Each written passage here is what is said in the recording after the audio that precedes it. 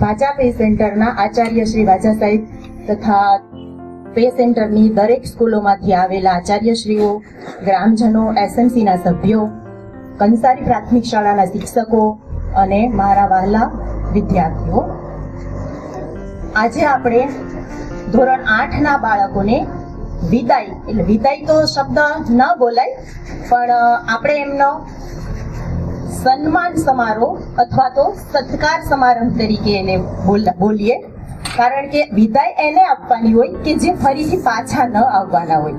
અને અરવિંદ સાહેબ જે પ્રગતિ કરીને ખૂબ આગળ જાય છે, અહીંયા આચાર્યશ્રી તરીકે એમને ખૂબ જ સારી ભૂમિકા ભજવી છે. તો આજે એ ટીપીઓ અને કેળવણી નિરીક્ષક તરીકે એમની બઢતી થઈ છે. તો એમને પણ વિદાય નથી આપતા અમે, કારણ કે અમારે એમને જવા નથી દેવા. અહીંયા એમને પાછા પણ લાવવાના છે, પાછા બોલાવવાના છે. આ સ્કૂલમાં એ આવતા રહે એવી એમને વિનંતી.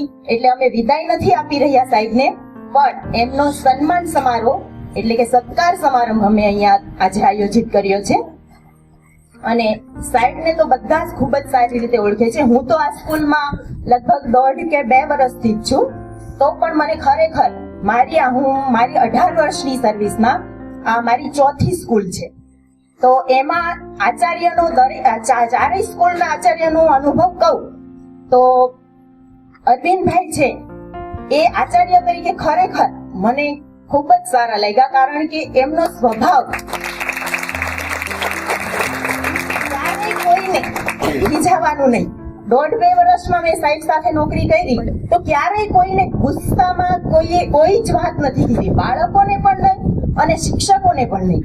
હંમેશા હસતા જ હોય, અને એ પણ મસ્તીમાં. કંઈ પણ કે તો બાળકોને, શિક્ષકોને મસ્તીમાં જ કે એમ. કોઈને ક્યારેય ખોટું લાગે એવું ક્યારેય સાહેબ નથી બોલ્યા.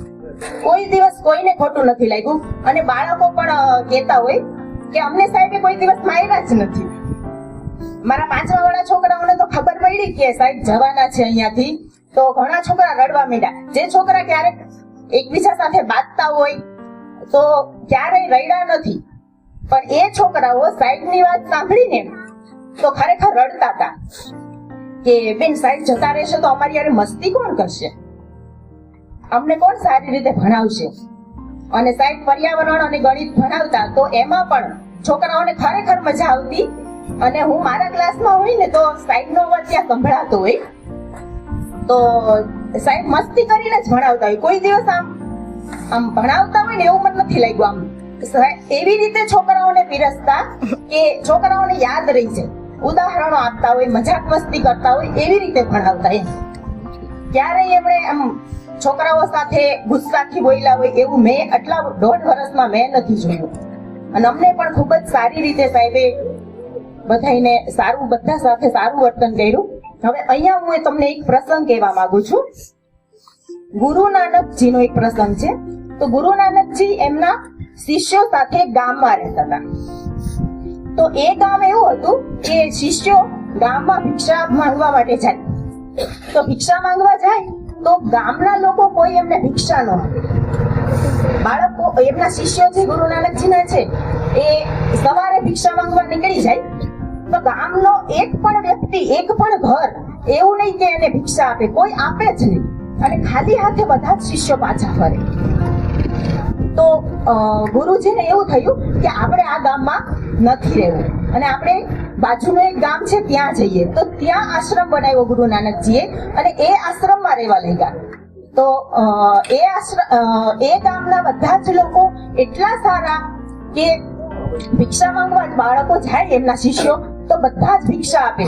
અને પછી થોડા દિવસ જ આ શિષ્યોને ભિક્ષા માંગવા જવું પડ્યું. અને પછી તો એવું બન્યું કે આ ગામ લોકો હતા એ બધા જ લોકો એમની જાતે આવીને બધું આપી જાય. ફળ છે, શાકભાજી છે, અનાજ કરિયાણું છે, પછી ભોજન છે, એવું બધું બનાવેલી રસોઈ બધું એમની જાતે ગામ લોકો આપવા આવતા.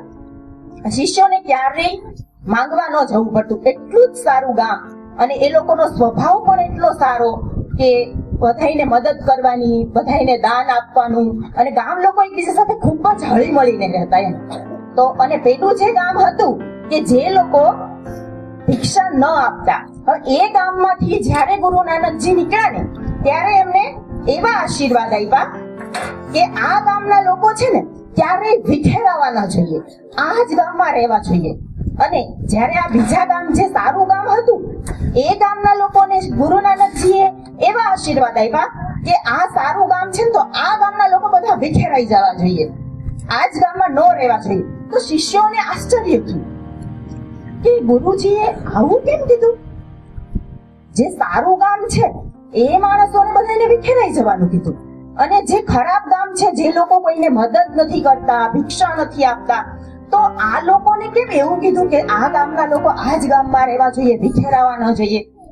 તો ગુરુ નાનકજી એમને જવાબ આપ્યો કે જો આજે ગામના લોકો ખરાબ છે, જે કોઈને ભિક્ષા નથી આપતા, મદદ નથી કરતા, તો એ ગામના લોકો જો વિખેરાઈ જશે ને તો સમાજમાં, દેશમાં, આખી દુનિયામાં આ ખરાબ માણસો એમના ગુણો ફેલાવશે.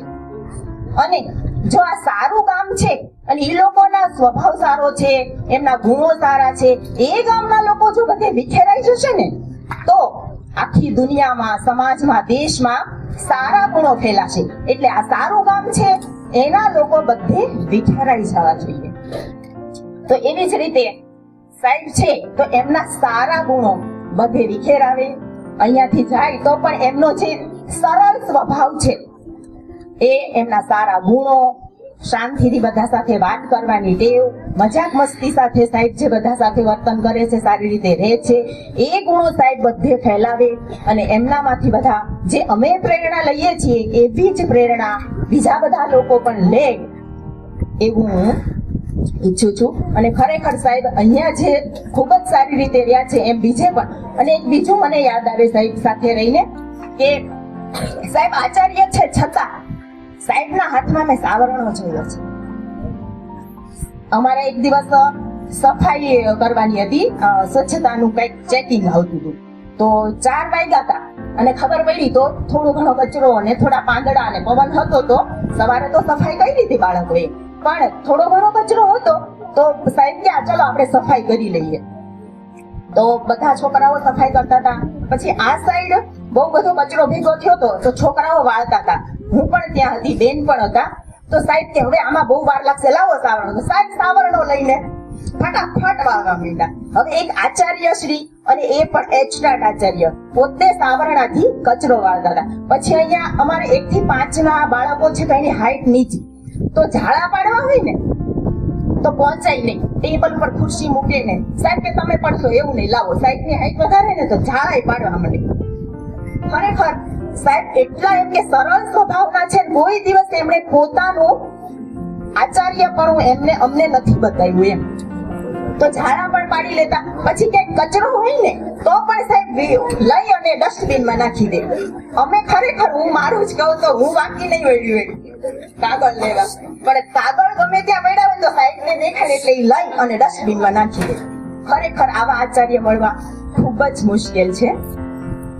અને સાહેબ આગળ ખૂબ જ પ્રગતિ કરે અને અત્યારે ડીપીઓ અને કેની બનવાના છે, તો આગળ જઈને ડીપીઓ પણ બને એવી અમારી શુભેચ્છા.